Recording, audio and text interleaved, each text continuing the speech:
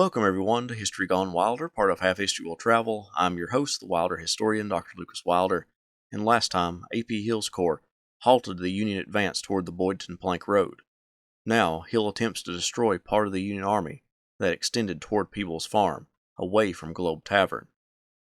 If you like what I do, please consider subscribing to the channel if you haven't done so already, join the Patreon page, and purchase something from one of my online stores. Every little bit helps. Thank you.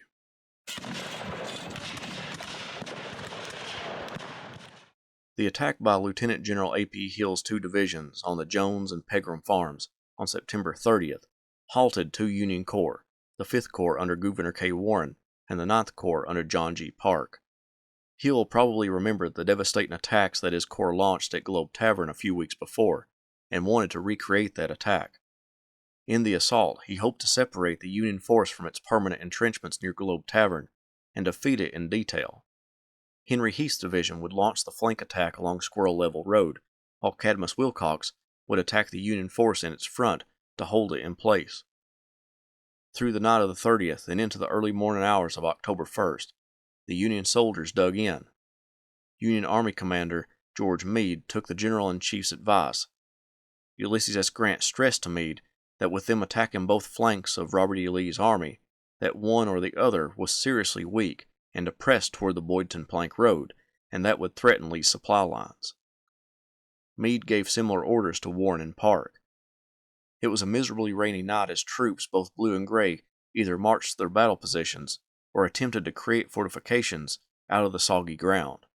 A soldier from Massachusetts recalled, "The work was very difficult, as the constant rain gave the freshly turned earth the consistency of mud.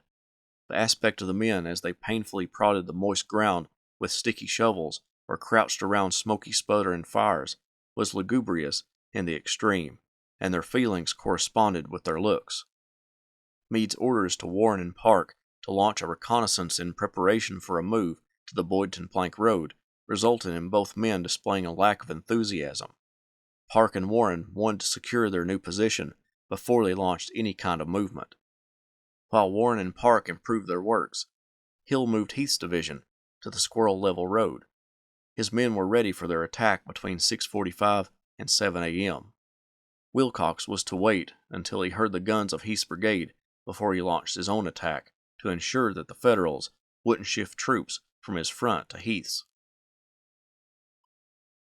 By 8 a.m., all of Hill's troops were ready for the attack. William McRae and James Archer's brigades moved against the Federals on the Squirrel Level Road, but instead of encountering a soft flank, he found an entrenched enemy. Heath pulled his men back and brought up a couple of batteries of artillery to soften up the fortified foe. The Union brought up their own artillery, and a 30-minute duel ensued as both sides flung iron at one another. The guns went silent about 9 a.m., with Heath wanting McRae to probe the Union line and see if the artillery had weakened the enemy. McRae's regiment used no caution and charged the position, but they immediately came under a heavy barrage of well-placed volleys. The North Carolinians couldn't take any more and ran back to safety. Heath, frustrated by the lack of obedience by McRae's brigade, called up Joseph Davis's brigade and Archer's to perform another probe of the Union line. The two brigades uncooperatively moved forward.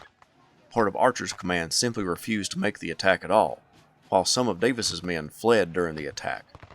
Heath called off the attack and moved his men across the Squirrel Level Road out of harm's way.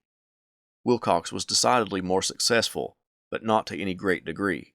He ordered his men against the awaiting Federals, utilizing his sharpshooters to pave a way for his main line to round up a good number of Federals too slow to escape the Gray Wave. The attacks halted there, with only skirmishing continuing throughout the day. Warren informed Meade of the attacks and declined to make any attacks of his own. He told the army commander that he and Parke would entrench further and guard the ground that had been captured. Worried about the troops on the left, Meade dispatched a division under Gershom Mott from the 2nd Corps to help bolster Warren and Parke's position.